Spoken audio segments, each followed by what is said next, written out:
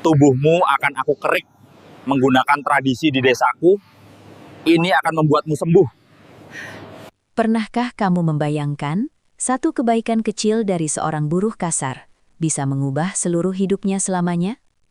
Kisah ini bukan tentang orang kaya sejak lahir, bukan tentang anak pejabat, bukan pula tentang orang pintar dengan gelar tinggi. Ini adalah kisah tentang seorang pemuda sederhana yang hidupnya penuh debu, keringat, dan hinaan.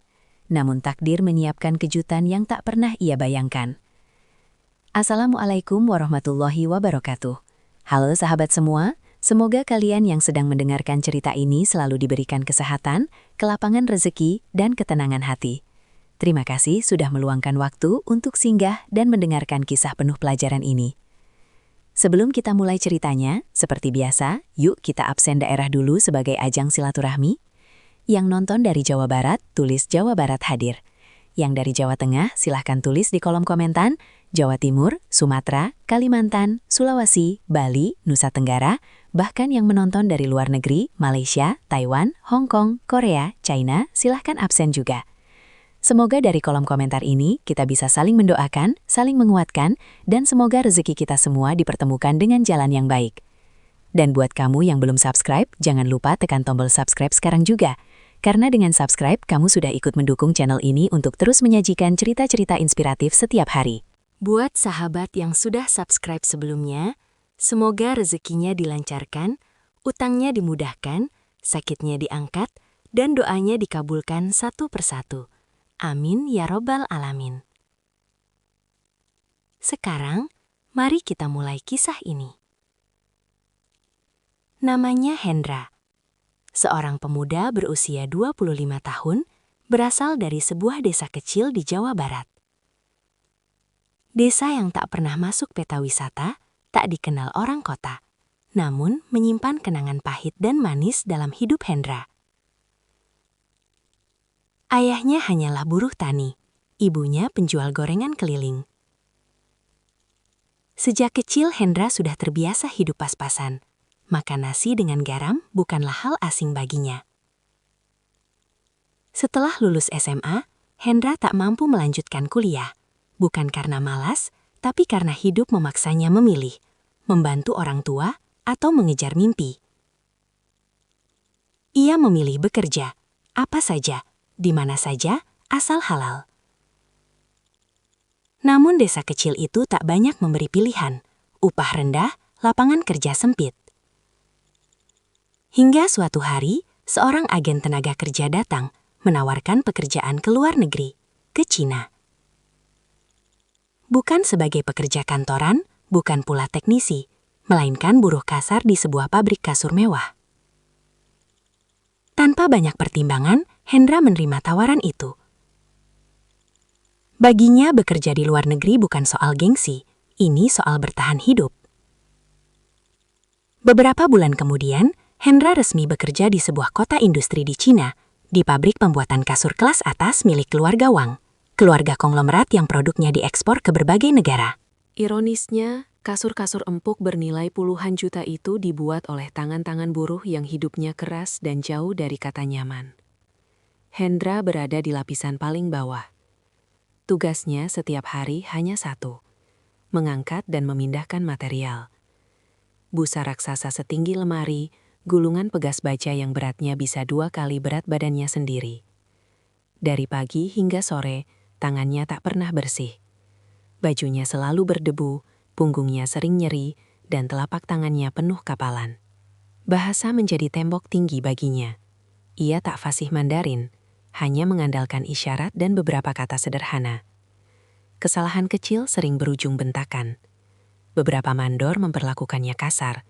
Sebagian rekan kerja memandangnya rendah karena statusnya sebagai pekerja asing. Namun Hendra memilih diam. Ia bukan tipe pembantah. Ia percaya satu hal yang selalu diajarkan ibunya sejak kecil. Kalau kamu jujur dan sabar, Tuhan gak pernah tidur. Hari-hari berlalu dengan ritme yang sama.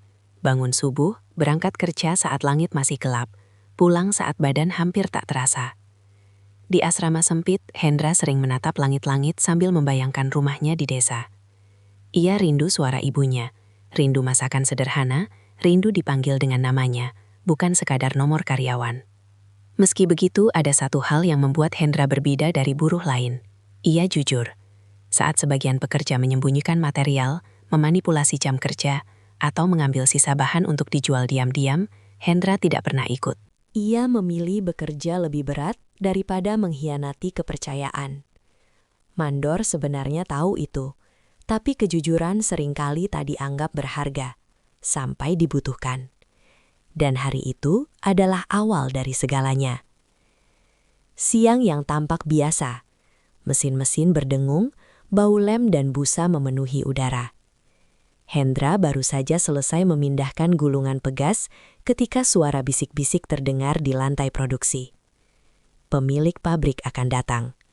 Tuan Wang, sang penguasa pabrik, bersama putrinya. Para mandor langsung tegang.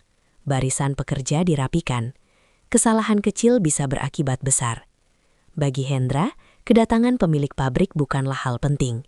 Ia terlalu kecil untuk diperhatikan. Ia tak tahu bahwa hari itu takdirnya sedang berjalan mendekat.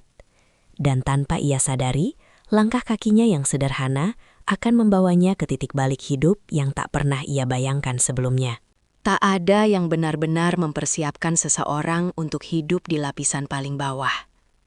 Karena saat kamu sudah berada di sana, yang tersisa hanyalah dua pilihan. Menyerah atau bertahan sambil berharap suatu hari Tuhan membuka jalan.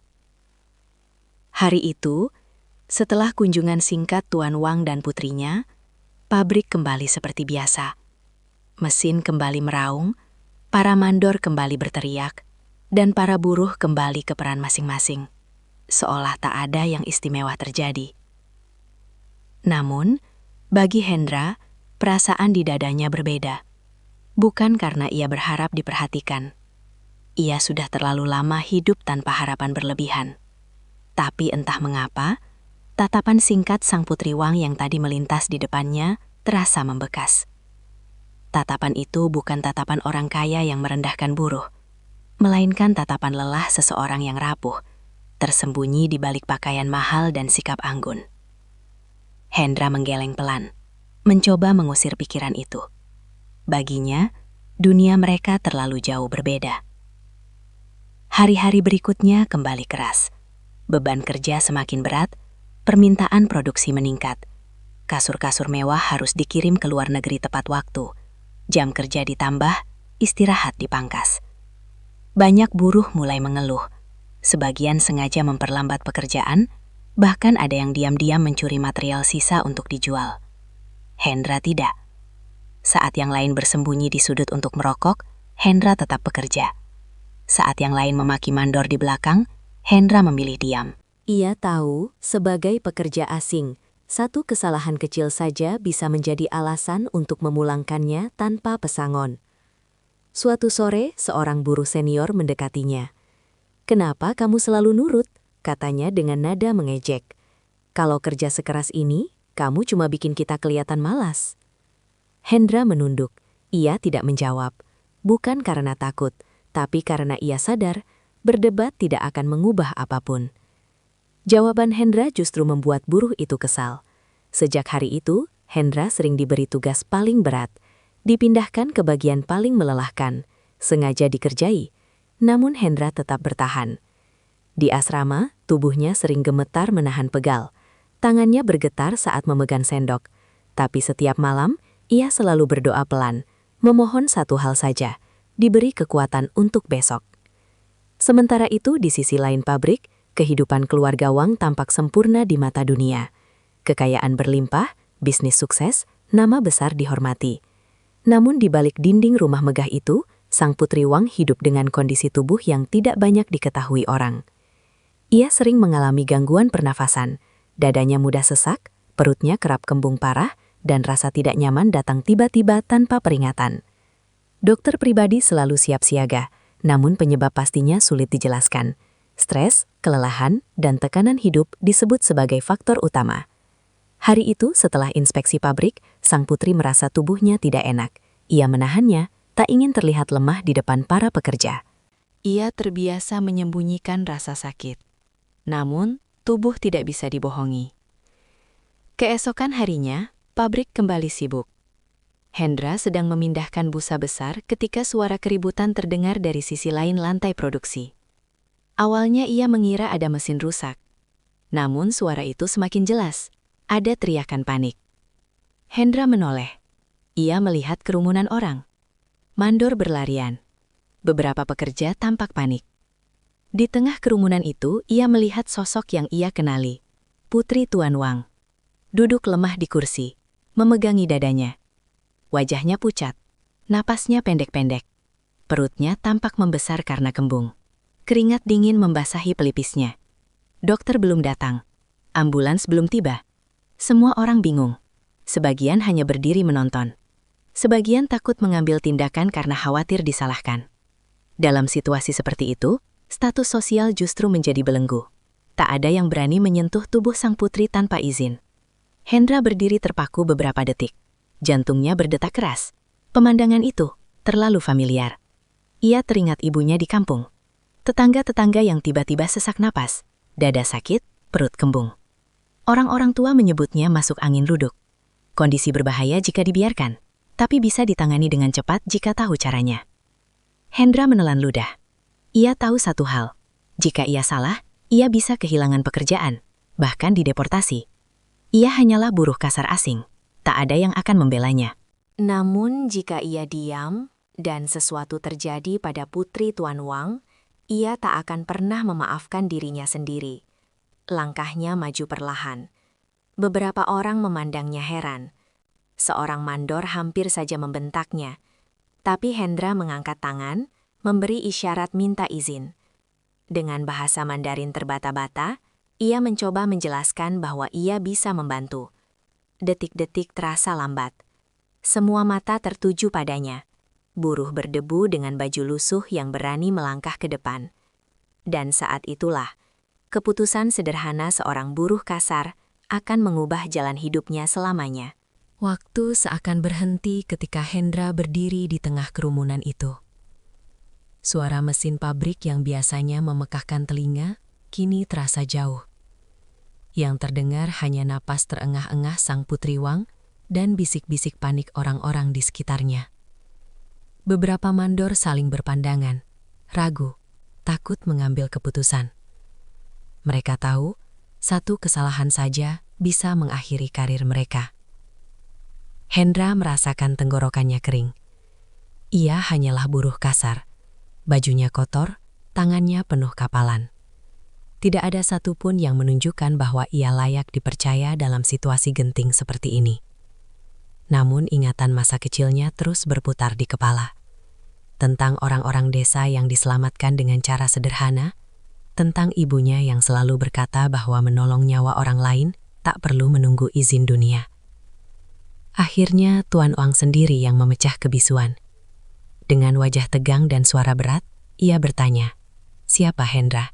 Dan apa yang ingin ia lakukan?" Hendra menunduk hormat, lalu dengan bahasa yang terbata-bata menjelaskan bahwa ia pernah melihat kondisi seperti ini di kampungnya. Ia tidak menjanjikan keajaiban, ia hanya meminta satu kesempatan.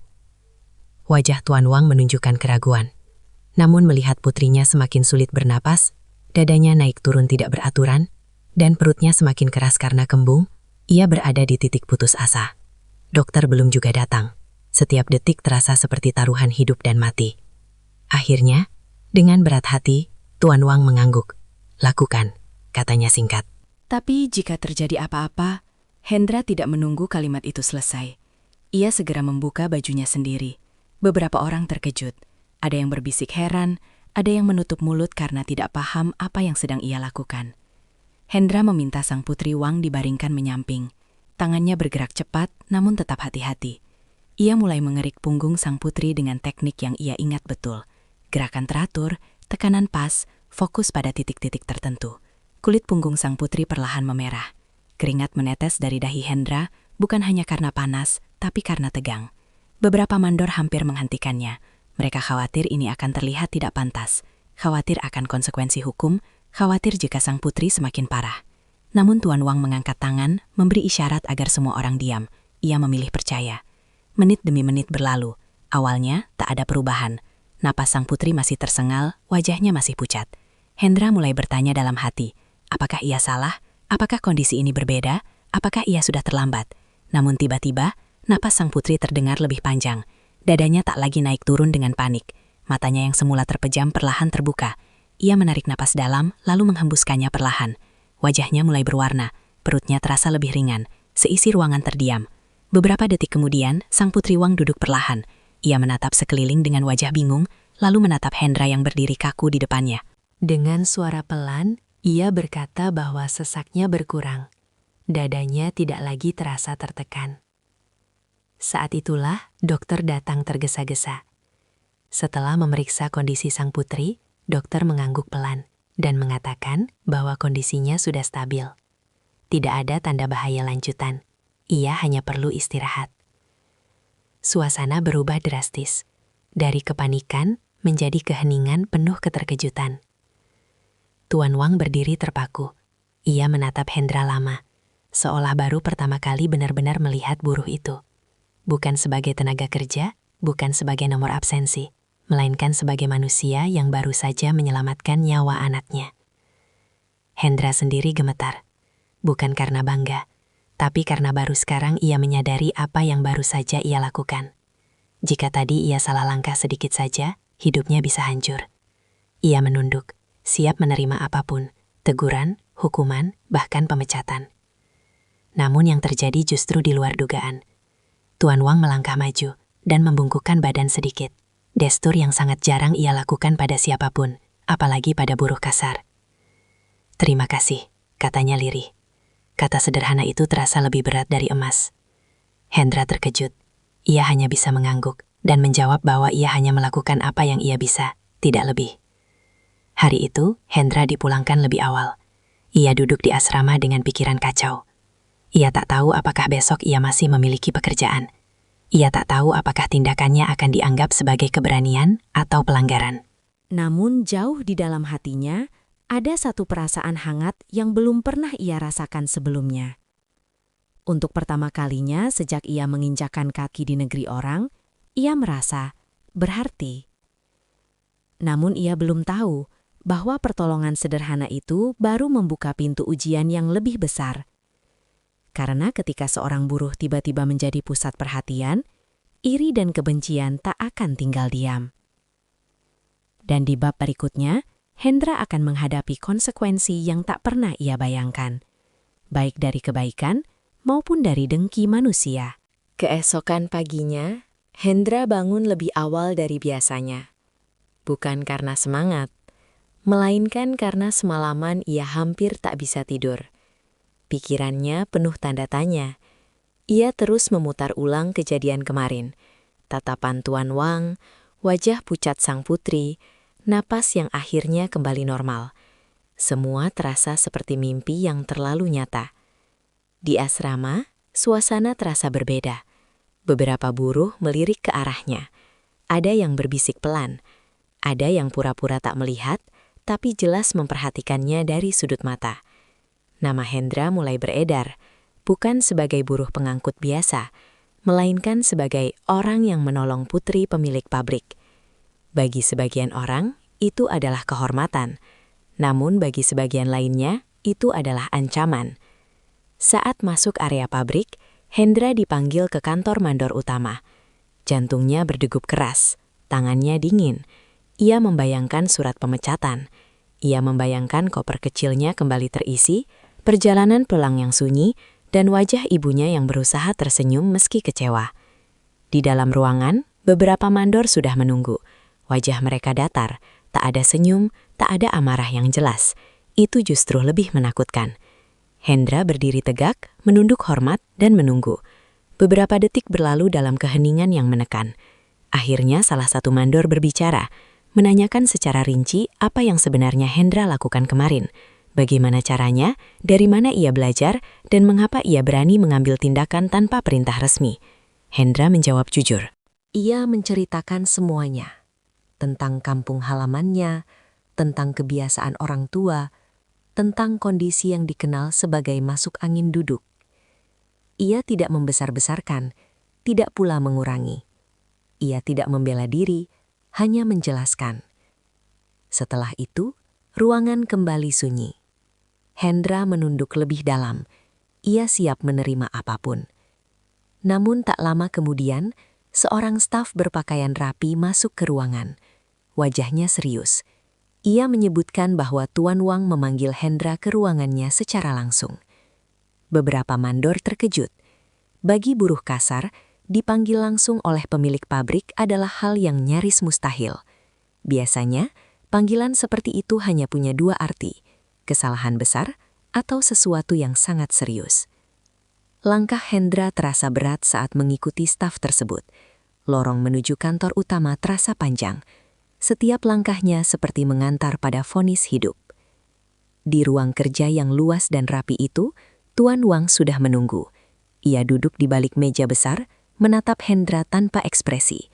Di sampingnya, sang putri Wang duduk dengan wajah lebih segar dari kemarin, meski masih terlihat sedikit lelah. Hendra langsung membungkuk hormat. Beberapa detik berlalu sebelum Tuan Wang berbicara. Ia tidak langsung membahas kejadian kemarin. Ia justru menanyakan latar belakang Hendra. Dari mana asalnya? Mengapa bekerja sejauh ini? Apa yang ia inginkan dari hidup? Pertanyaan-pertanyaan sederhana, namun terasa sangat dalam. Hendra menjawab dengan jujur tentang keluarga, tentang kemiskinan, Tentang keinginannya hidup layak tanpa harus menginjak orang lain. Sang putri Wang mendengarkan dengan saksama. Untuk pertama kalinya, ia melihat kehidupan dari sudut yang sangat berbeda dari dunianya. Dunia yang penuh keterbatasan, tapi juga penuh ketulusan. Tuan Wang akhirnya berdiri. Ia berjalan mendekati Hendra, lalu berkata dengan suara pelan namun tegas, bahwa apa yang dilakukan Hendra kemarin bukan hanya menolong putrinya, tetapi juga menyelamatkan nama baik perusahaan. Jika kejadian itu berakhir buruk, dampaknya bisa sangat besar. Namun, tidak semua orang senang dengan hal itu. Tuan Wang mengingatkan Hendra bahwa mulai hari itu, ia akan menjadi pusat perhatian. Ada orang yang akan mendekat dengan niat baik. Ada pula yang akan mendekat dengan niat buruk. Dunia kerja, apalagi di puncak kekuasaan, tidak pernah sederhana. Sebagai bentuk penghargaan awal, Hendra diberikan cuti beberapa hari dan sejumlah uang sebagai tanda terima kasih. Bukan jumlah yang mengubah hidup, tapi cukup untuk membuat Hendra terdiam. Namun, bersamaan dengan itu, Tuan Wang memberi peringatan. Bersiaplah, katanya, karena kebaikanmu hari ini bisa menjadi ujian terberatmu besok. Dan peringatan itu terbukti benar. Saat Hendra kembali ke asrama, sikap beberapa rekan kerja berubah drastis. Senyum palsu mulai muncul, ucapan selamat terdengar hambar. Beberapa orang terang-terangan menunjukkan ketidaksukaan. Malam itu, Hendra duduk sendirian di ranjangnya. Uang di tangannya terasa hangat, namun hatinya justru gelisah. Ia sadar, hidupnya sudah mulai bergeser dari zona aman. Ia tak lagi sekadar buruh yang tak terlihat. Ia telah melangkah ke wilayah yang penuh resiko. Dan di bab berikutnya, dengki akan mulai bergerak. Fitnah akan dirangkai perlahan. Dan Hendra akan diuji. Apakah ia tetap bisa bertahan sebagai dirinya yang jujur, atau runtuh oleh tekanan yang tak kasat mata? Sejak hari itu, Hendra merasakan satu hal yang tidak pernah ia rasakan sebelumnya selama bekerja di pabrik itu. Ia diperhatikan. Bukan perhatian yang menenangkan, melainkan perhatian yang menekan. Setiap langkahnya seolah diawasi, setiap gerak-geriknya seperti dicatat. Bahkan saat ia hanya mengambil air minum, ia bisa merasakan tatapan mata yang dingin menempel di punggungnya. Awalnya, Hendra mencoba mengabaikan semuanya. Ia kembali bekerja seperti biasa, mengangkat busa, memindahkan pegas, menuruti perintah, menunduk saat dimarahi, diam saat diejek. Ia berharap semuanya akan kembali normal seiring waktu. Namun ia lupa satu hal penting.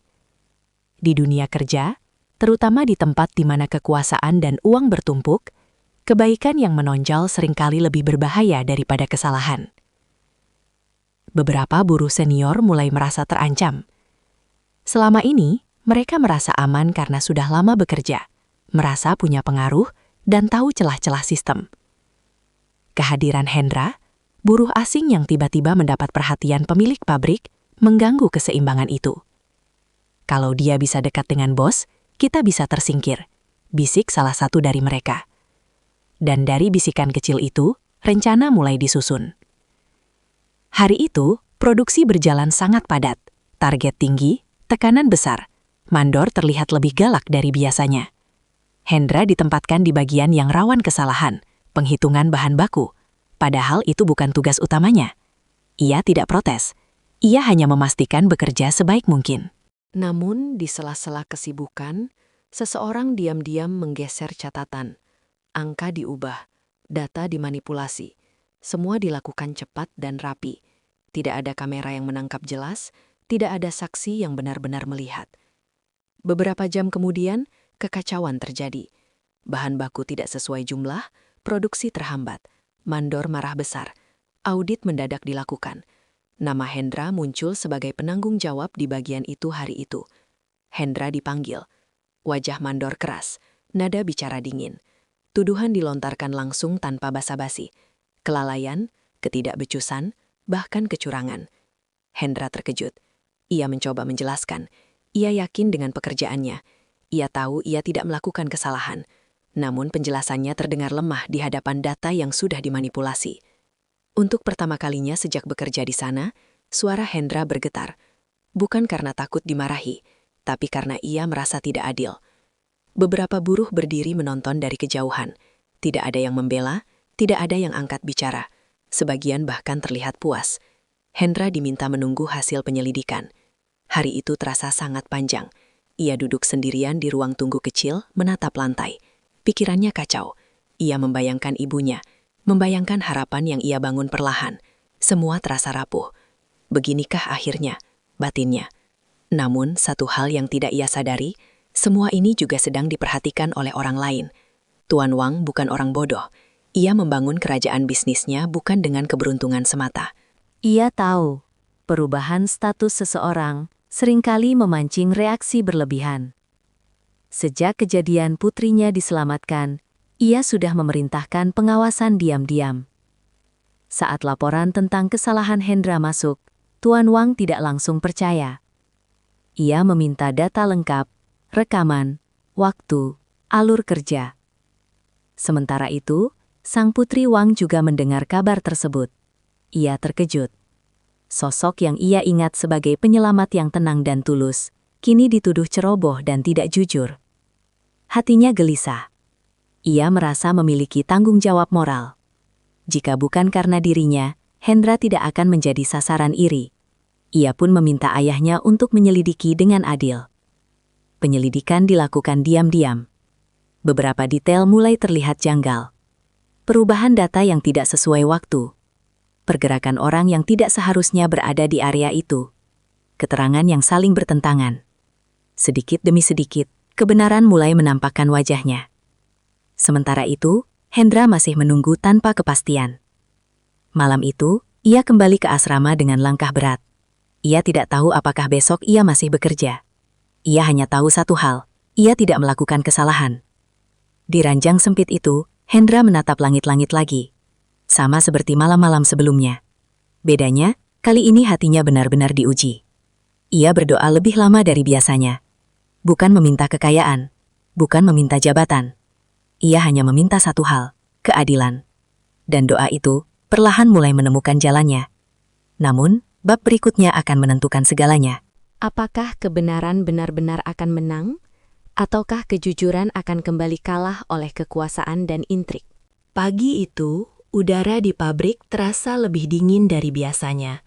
Bukan karena cuaca, melainkan karena kabar yang menyebar diam-diam di antara para pekerja. Penyelidikan internal masih berlangsung. Beberapa orang dipanggil satu persatu.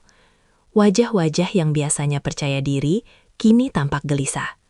Hendra termasuk yang paling gelisah, namun juga paling tenang. Ia datang bekerja seperti biasa, meski statusnya masih menggantung. Ia tidak tahu apakah ia masih dianggap karyawan penuh atau hanya menunggu keputusan akhir.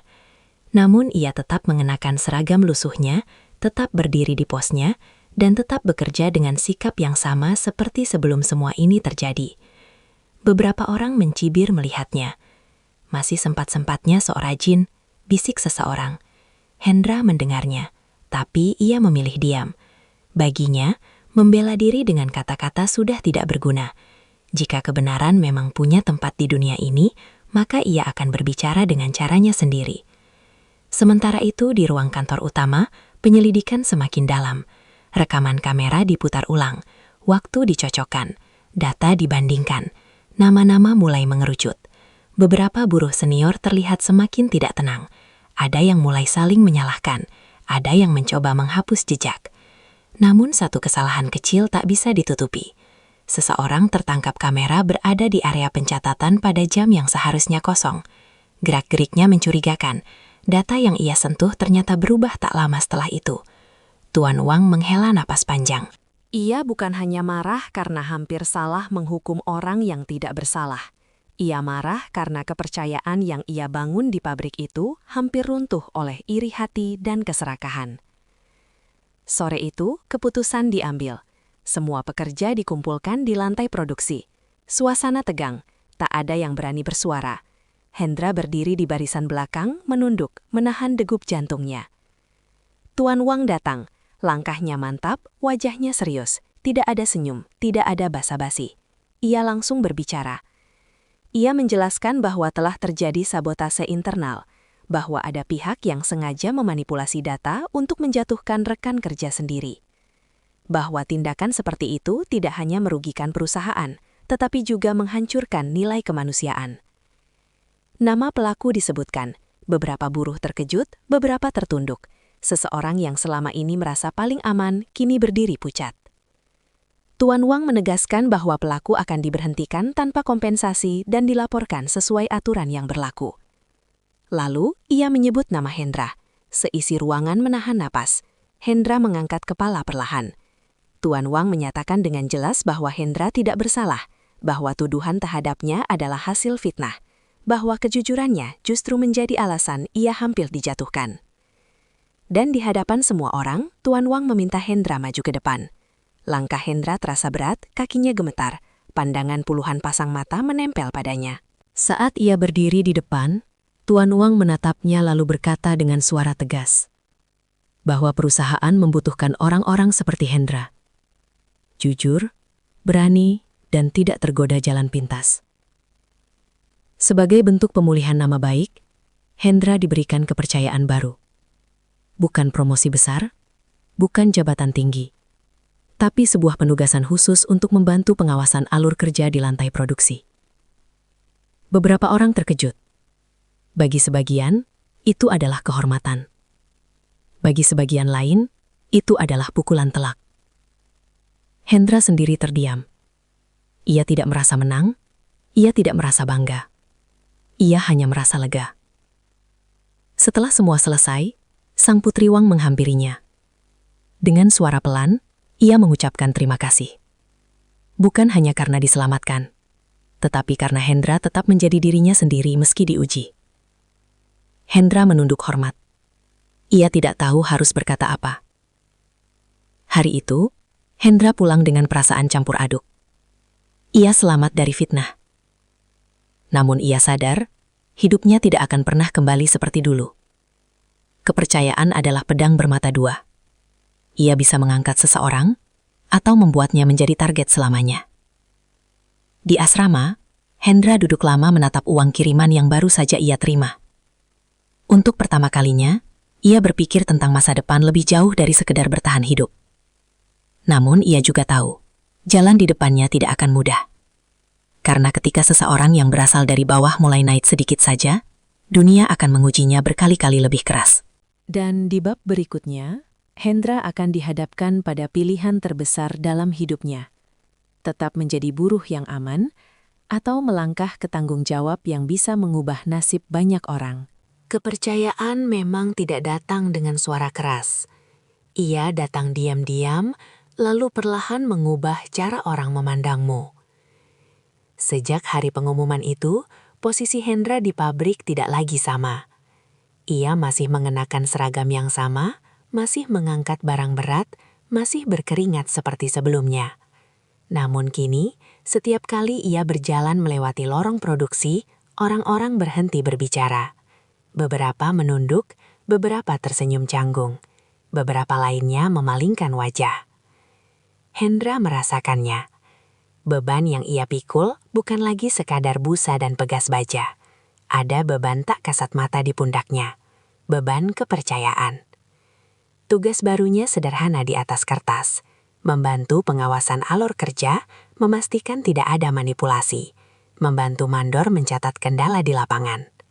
Namun dalam prakteknya, itu berarti ia harus berada di tengah-tengah konflik, di antara pekerja dan atasan, di antara kejujuran dan kepentingan.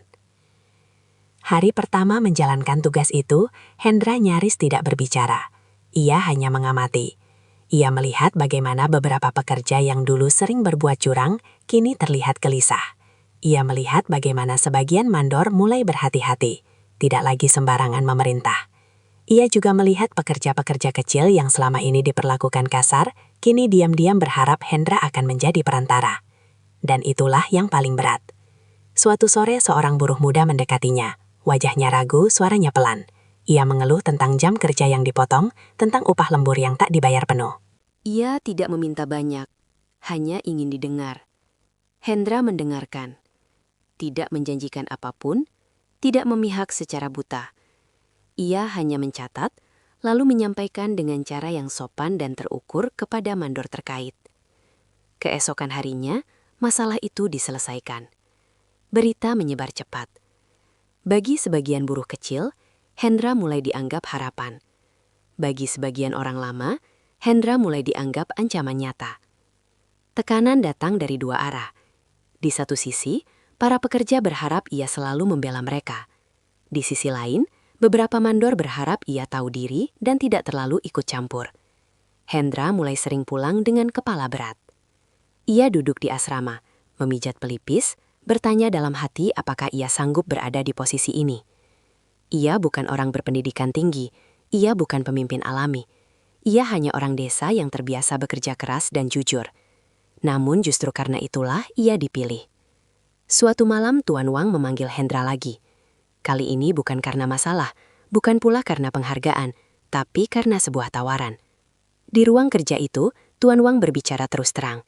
Ia mengatakan bahwa pabrik akan memperluas produksi.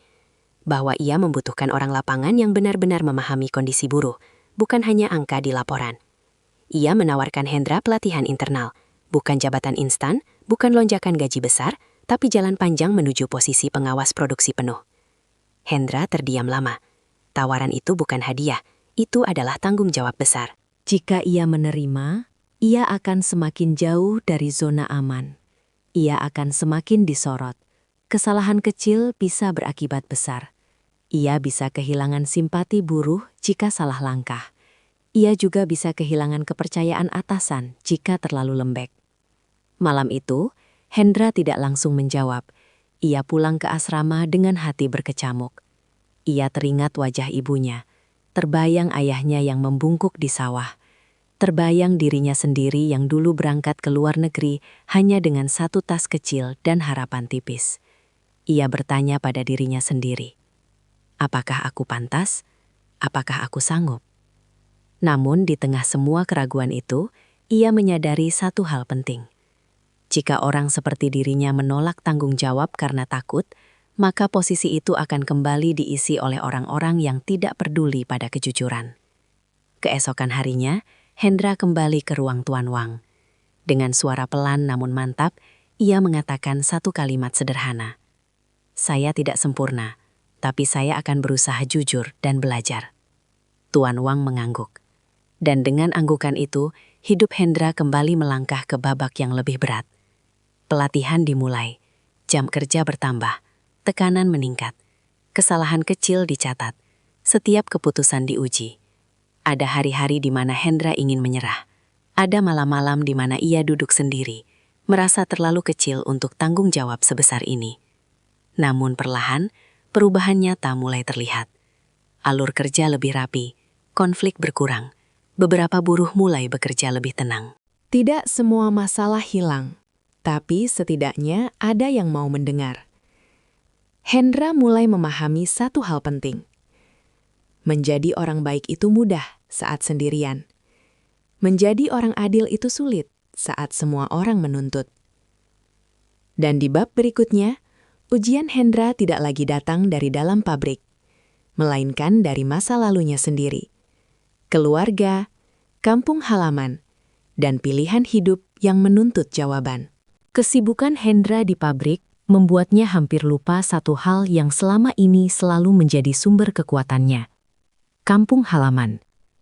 Sudah berbulan-bulan ia tidak benar-benar berbincang dengan ibunya. Bukan karena lupa, tapi karena waktu dan tenaga seolah habis terkuras. Setiap malam, tubuhnya lelah. Setiap pagi, pikirannya sudah dipenuhi tanggung jawab. Hingga suatu malam, ponselnya bergetar cukup lama. Nama ibu muncul di layar. Hendra terdiam beberapa detik sebelum mengangkatnya. Ada perasaan aneh di dadanya. Campuran rindu, bersalah, dan takut. Suara ibunya terdengar lemah. Tidak banyak kata. Tidak ada keluhan berlebihan. Hanya cerita pelan tentang ayahnya yang mulai sering sakit-sakitan. Tentang sawah yang hasilnya menurun, dan tentang biaya hidup yang semakin berat. Ibu Hendra tidak meminta apapun. Dan justru itu yang membuat dada Hendra terasa sesak. Setelah panggilan itu berakhir, Hendra duduk lama memandangi ponselnya. Semua pencapaiannya di pabrik tiba-tiba terasa kecil dibandingkan kenyataan di rumah.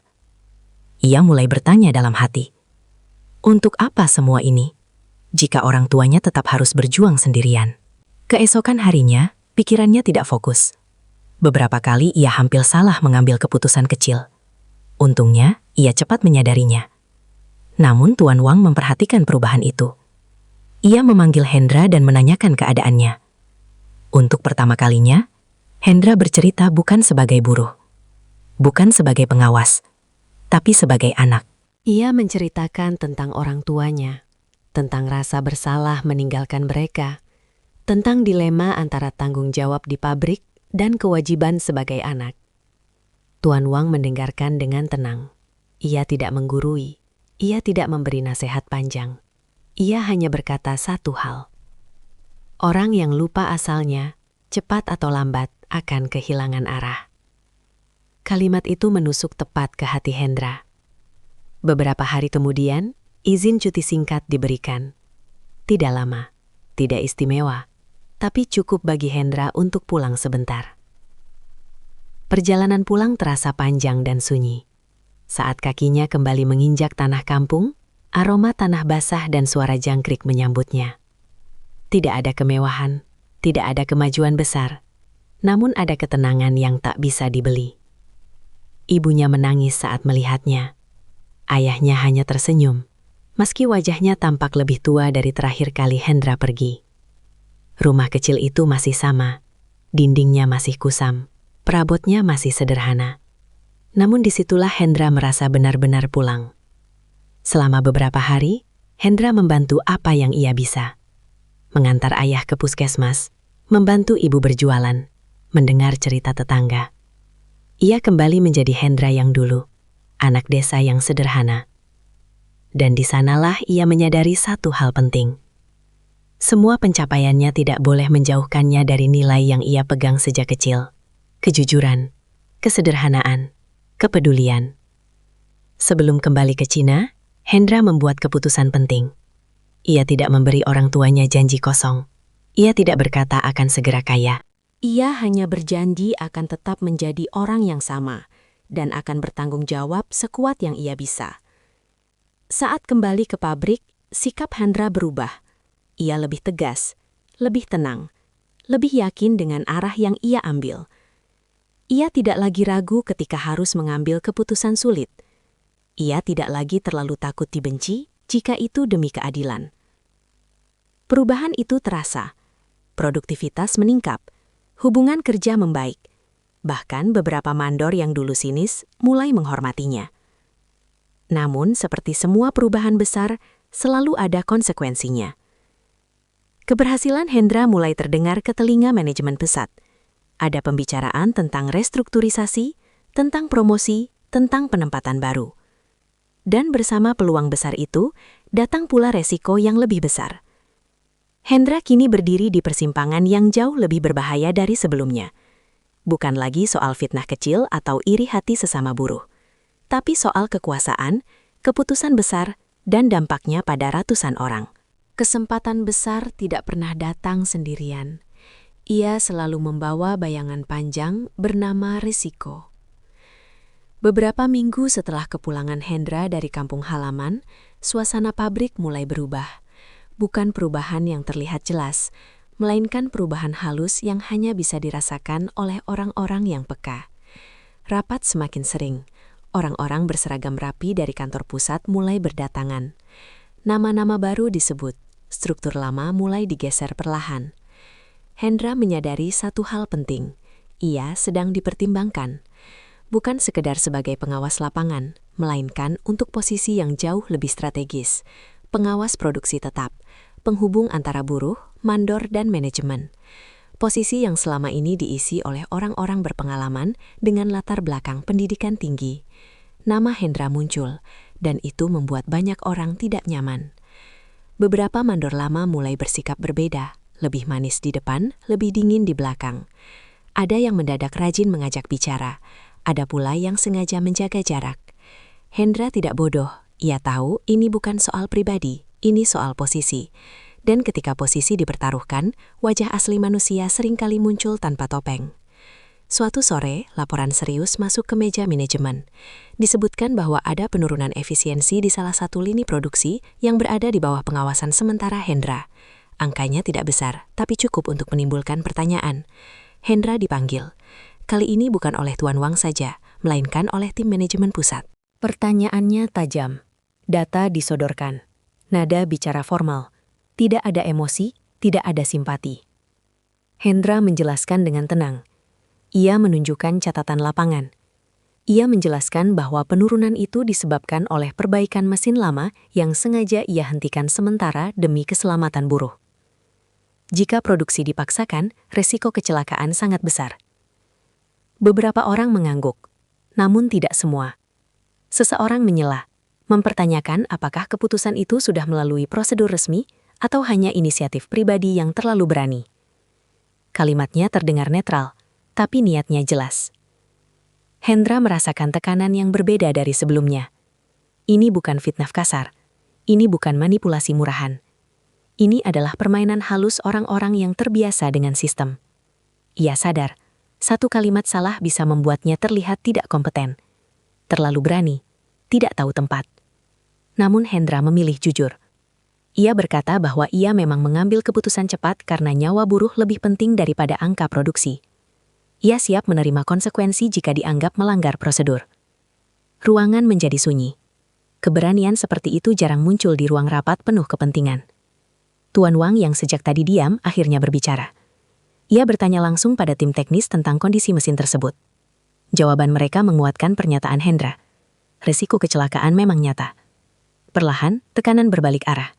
Orang-orang yang tadi menyudutkan mulai diam. Namun Hendra tahu, ini belum selesai. Orang yang kalah di meja rapat seringkali tidak benar-benar kalah. Mereka hanya menunggu waktu. Beberapa hari kemudian, kabar lain menyebar. Ada rencana mutasi. Hendra mungkin akan dipindahkan ke unit lain, jauh dari lantai produksi. Di atas kertas, itu terlihat seperti promosi. Ruang kerja lebih nyaman, jam kerja lebih ringan. Namun, Hendra segera menyadari maksud tersembunyinya. Jika ia dipindahkan, ia tidak lagi bersentuhan langsung dengan buruh. Ia akan kehilangan pengaruh nyata. Ia akan menjadi bagian dari sistem yang dulu ia coba imbangi. Malam itu, Hendra tidak bisa tidur. Ia berjalan pelan di area asrama, menghirup udara malam. Ia bertanya pada dirinya sendiri, apakah ini harga dari kepercayaan? Apakah untuk bertahan, ia harus menyerah pada kenyamanan dan meninggalkan orang-orang yang ia bela? Keesokan harinya, ia meminta bertemu Tuan Wang. Pertemuan itu singkat, tapi jujur. Hendra menyampaikan kegelisahannya. Ia tidak menolak kemajuan. Ia tidak takut tanggung jawab lebih besar. Namun ia tidak ingin posisinya menjauhkan dirinya dari realitas di lapangan. Tuan Wang menatapnya lama. Lalu ia berkata sesuatu yang tidak akan pernah Hendra lupakan. Tidak semua orang yang naik Tetap ingat ke bawah. Jika kamu masih mau melihat ke bawah, maka kamu layak naik. Keputusan akhir ditunda. Manajemen pusat diminta mengevaluasi ulang. Beberapa pihak kecewa, beberapa lega. Hendra sendiri tidak tahu hasil akhirnya. Namun, satu hal jelas. Ia telah memilih jalan yang paling sulit, tetap setia pada nilai, meski itu membuatnya tidak aman. Dan di bab terakhir, semua pilihan itu akan menemukan ujungnya. Apakah Hendra akan benar-benar diangkat? Ataukah ia harus membayar mahal karena menolak bermain aman? Ada satu momen dalam hidup manusia ketika semua jalan yang pernah ia pilih berdiri di hadapannya sekaligus. Dan Hendra sedang berada tepat di momen itu. Hari keputusan akhirnya tiba tanpa pengumuman besar. Tidak ada trompet, tidak ada seremoni. Hanya sebuah panggilan singkat ke ruang rapat utama. Namun, semua orang tahu, hari itu akan menentukan masa depan. Langkah Hendra menuju ruang itu terasa paling berat sepanjang hidupnya. Bukan karena takut kehilangan jabatan, tapi karena ia sadar, apapun hasilnya, hidupnya tak akan pernah kembali seperti dulu. Di dalam ruang rapat, semua wajah penting hadir. Manajemen pusat, mandor senior, tim teknis, dan Tuan Wang duduk di ujung meja, tenang seperti biasa. Tidak ada basa-basi, keputusan dibacakan langsung. Manajemen pusat mengakui bahwa pendekatan Hendra di lapangan telah menurunkan konflik, meningkatkan keselamatan kerja, dan memperbaiki produktivitas jangka menengah. Mereka juga mengakui bahwa penolakan Hendra terhadap mutasi nyaman adalah hal yang tidak biasa, bahkan dianggap tidak cerdas oleh sebagian orang. Namun justru disitulah letak nilainya. Akhirnya, keputusan diambil. Hendra resmi diangkat sebagai pengawas produksi tetap, dengan wewenang langsung di lapangan dan jalur komunikasi terbuka ke manajemen. Bukan posisi tertinggi, bukan kursi empuk, tapi posisi yang sangat menentukan arah. Ruangan hening. Beberapa orang menunduk, beberapa tersenyum tipis, beberapa jelas kecewa. Hendra berdiri terpaku, bukan karena gembira berlebihan. Tapi karena ia sadar, tanggung jawab ini jauh lebih besar dari yang pernah ia bayangkan. Ini bukan hadiah, ini amanah. Tuan Wang berdiri dan menatap Hendra. Ia tidak memuji panjang, ia hanya berkata satu kalimat. Jangan berubah hanya karena kamu sekarang dilihat.